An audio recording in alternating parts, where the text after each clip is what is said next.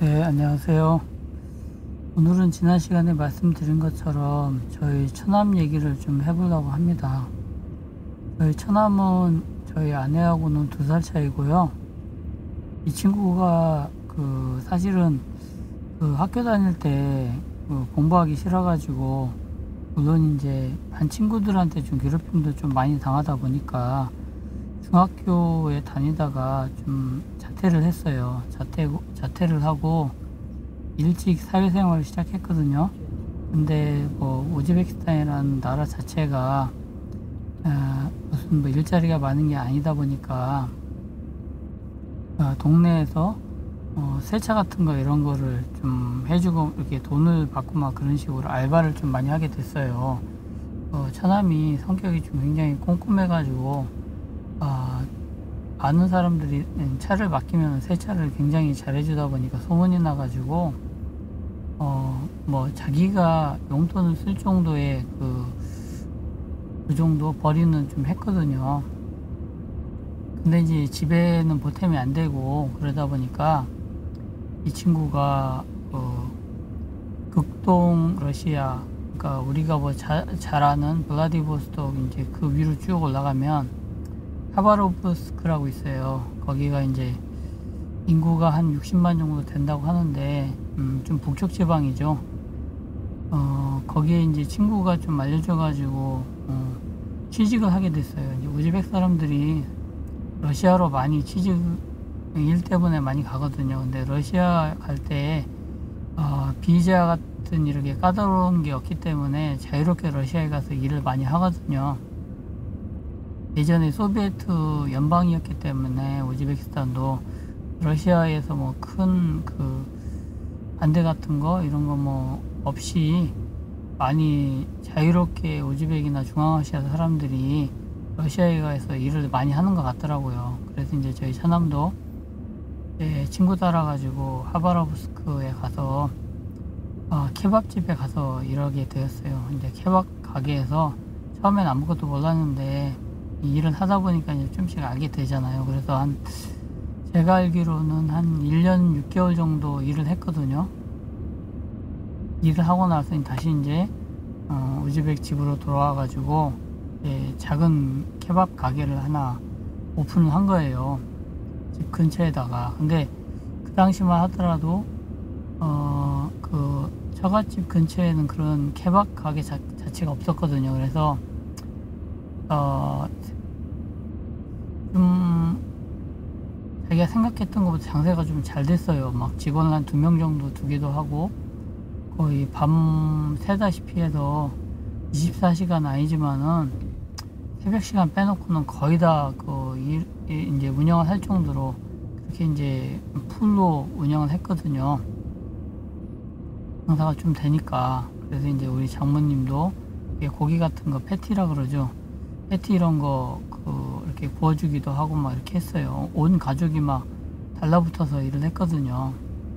근데 그게 이제 장사가 잘 됐는데 주위에서 이제 돈 있으신 분들이 그 장사가 잘 되는 걸 보고 거의 같은 케밥 가게를 옆에 차리기 시작한 거예요. 근데 이 사람들은 돈 있다 보니까 규모도 굉장히 크고 서비스도 더 좋게 하다 보니까 우리 처남이 운영하는 가게가 맛이 월등한 건 아니다 보니까 고만고만 했거든요. 옆에 이제 오픈하는 가게들이랑 무슨 맛의 차이가 월등하지 못하다 보니까 점점 이제 밀리기 시작하는 거예요. 돈 싸움이라고 봐야 되는데 돈 싸움에서 이렇게 밀리다 보니까 계속 이제 장사가 예전만큼 잘 되지 않고 이제 계속 매출이 떨어지고 이래서 한 2년 좀 넘게 케밥 가게를 운영했는데 결국은 장사를 접게 되었어요. 이게 되고 나다 보니까 처갓집의 이제 경제적인 상황이 좀 더 어려워진 거죠. 어려워지고 그렇게 이제 계속 이제 예전에 이제 세차 일도 좀 하고 막 이러다가 이 친구도 이제 결혼을 했어요. 결혼을 해가지고 이제 애가 저희처럼 3명이거든요. 3명이다 보니까 이제 먹고 살 일이 막막하고 저희 장인 장모 같은 경우에는 경제력도 이제 생활력도 없는데 좀 게다가 부지런하지도 못해요. 이제 저희 처갓집에서 가장 부지런한 사람이 우리 처남이거든요. 저희 아내도 저희 장인 장모님 닮아가지고 좀 부지런한 거와는 좀 거리가 멀어요.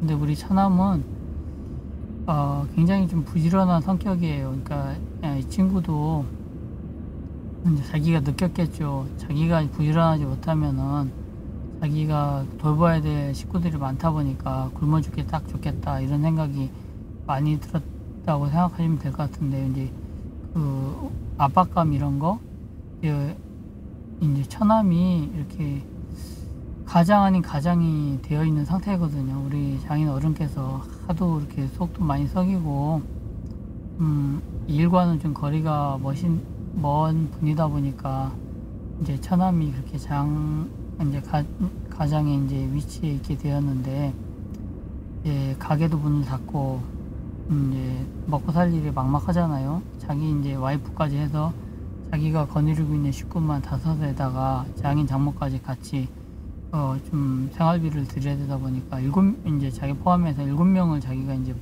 먹여 살려야 되는 건데, 우즈벡은 이제 일자리가 없고, 그래서 이제 여러 번의 뭐 좀 사기도 당하고 막 그래서 여러 번의 그 난관 속에서 있다가 유럽으로 가게 되었어요. 이제 유럽 중에서도 가장 어떻게 보면 만만한 나라가 폴란드거든요. 우즈벡 사람들이 그나마 좀 갈 수 있는 나라가 폴란드인데, 이렇게 브로커를 써가지고 돈을 주고 폴란드 비자를 받게 되었어요. 그래서 폴란드에 가게 됐거든요. 근데 폴란드는 제가 정확하게 알지 못하지만은 우리나라가 한 달에 대략 좀 공장에서 일하시는 분들 연장 근무하고 야간 좀 있는 데는 한 300 정도는 좀 기본적으로 넘거든요. 300에서 350, 많이 받으면 400 이상도 받는데, 그 폴란드 같은 경우에는 저희가 폴란드에서 잘 모르잖아요. 근데 폴란드는 그 아침 한 10시부터 밤 12시까지 그 정도 일하면은 한 달러로 한 200~300달러 정도 받는다 그러더라고요. 그러니까 우리나라 돈으로 뭐 환율이 왔다 갔다 하지만은 한 50만원에서 170~80만원 사이 그 정도를 받는다 하더라고요. 그러니까 우리의 이제 거의 임금의 한 절반 정도, 그 정도가 이렇게 형성되어 있는 것 같더라고요.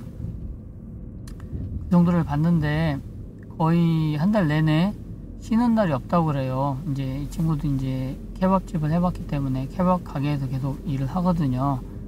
근데 이제 쉬는 날도 거의 없고, 장시간 일하다 보니까 굉장히 피곤하기도 하고, 근데 이제 돈이 어디는 또 1000달러 주고, 어디는 또 1200달러 주고, 어디는 또 1300~400달러까지 주는가 보더라고요. 그러니까 이쪽에서 일하다가 일의 강도도 그렇고, 이제 보수가 적으면은 연락을 통해 가지고 다른 친구들도 있으니까 이제 연락 이렇게 이제 사람을 통해서 알아본 다음에 또 딴 데로 넘어가고 그래요. 그러니까 꾸준히 있지를 못하고, 사실은 처음에 공장 같은 데 취직을 했었는데 공장이 워낙 보수가 너무 낮아가지고 또 쉬는 날도 많고 그래서 이제 좀 다니다가 이제 그만두고 자기가 예전에 일했던 그 케밥 그런 가게에서 이제 계속 일을 하게 됐던 건데, 그쪽도 이제 옮겨가면서 일을 하는 거예요.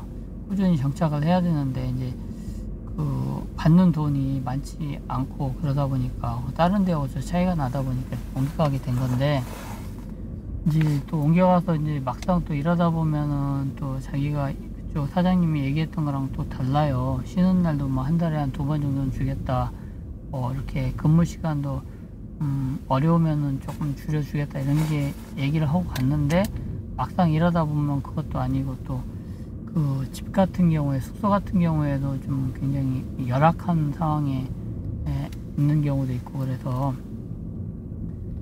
종종 이렇게 자주 옮기다 보니까 거리가 좀 시원치 않게 되었어요.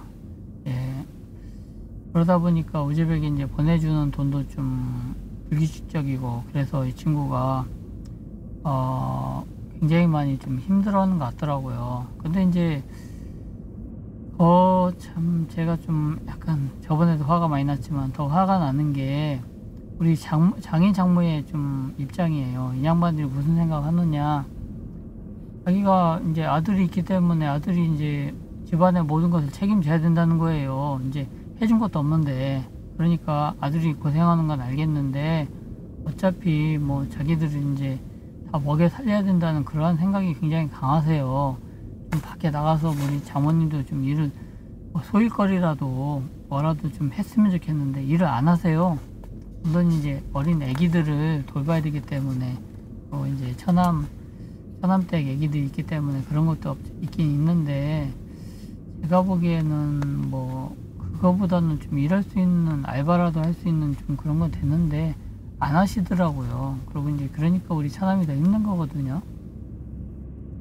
그러니까 어느 날은 이제 우리 아내하고 처남하고 이제 연락을 종종 하는데 전화가 왔어요. 네, 전화가 와가지고 이제 우리 처남이 이 친구가 웬만해서는 자기 속마음을 얘기 안 하는데 와이프한테 막 굉장히 힘든 얘기를 많이 했나 봐요. 펑펑 울면서 내가 이렇게 유럽까지 와서 말도 안 통하는데 이렇게 막 일을 하고 있는데 이 벌이로는 그 가족들을 다 먹여 살 수도 없는데 이게 이제 고민이 많은 거지 이 친구가. 근데 이제 뭐 부모님이라고 계시는 저희 장인 장모님은 아무 도움도 안 되고 그것도 이제 이 친구만 바라보고 있으니까 이 친구가 너무 이제 속이 답답해서 저희 아내한테 전화하면서 이제 좀 울컥해가지고 많이 온 것 같더라고요. 근데 이제 어쩔 수 없죠. 저희 아내도 뭐 벌이가 있는 것도 아니고 그러니까 이제 뭐 어떻게 하겠냐 뭐 이런 식으로 위로만 해주는 상황인데 우리 장인 장모님께서 그 젊었을 때 좀 벌어놨으면은 그 좋은 기회 다 날리고 결국에는 가장 큰 짐을 우리 처남한테 딱 지게 한 거예요. 그래서 이 친구는 진짜 가족을 떠나서 정말 아무것도 알지 못하고 그 무슨 정보도 없는 그 먼 유럽 폴란드에 가가지고 여기저기 한 푼이라도 더 벌기 위해서 이쪽 갔다가 저쪽 갔다가 쉬는 날도 없이 그렇게 밤 12시까지 아침부터 밤 12시까지 이렇게 일하고 있다는 게 그래서 참 딱한 것 같고 좀 마음이 좀 무겁더라고요. 근데 우리 처남 일원한데도 체력적으로 많이 딸리기도 하고 그쪽에서 또 이제 많이 무시받기도 하고 정해준 급여라 그러죠. 그 급여를 제대로 좀 받지 못하는 그런 사고가 발생하기도 하고 그래서 눈물 날 정도로 이렇게 힘겨운 생활을 하고 있거든요. 대부분 이제 우즈벡 사람들이 젊은 사람 같은 경우에 우즈벡에 있는 사람들이 별로 없고 다 해외에 나가서 일하는데 우리 처남들 이렇게 유럽에 가서 이렇게 힘들게 일하고 있거든요. 언제까지 일해야 될지 이제 자기 자신도 모르기 때문에 좀 막막한 상황인데 제가 보기에는 뭐 해결될 것 같지도 않고 답답한 상황이 계속 지금 이어지고 있습니다. 오늘은 제가 우리 처남에 대한 이야기를 해봤는데요. 다른 이제 국제 결혼하신 분들, 특히 중앙아시아에서 이제 결혼하신 분들은 저하고 비슷한 경우가 좀 많이 있을 거예요. 이제 처갓집 식구 중에서 좀 젊은 남성 같은 경우에는 러시아나 다른 나라로 많이 나가서 일하시는 분들이 좀 많이 있는 걸 알고 있거든요. 근데 이제 뭐 우리나라 오면은 좋을 텐데 이제 우리나라 올 수 있는 여건이 안 되다 보니까 저렇게 떠돌이 생활을 하고 있는데 언제까지 해야 될지 본인도 모르고 저희도 모르고 그냥 지켜만 보고 있습니다. 오늘 이제 제가 처남 얘기를 좀 해드려 봤고요. 이렇게 저희 이제 처갓집이 좀 많이 힘든 상황이고 처남이 가장 힘들다는 거 제가 좀 말씀드려 봤습니다. 오늘도 시청해주셔서 감사드리고요. 그럼 다음 시간에 또 찾아뵙겠습니다. 감사합니다.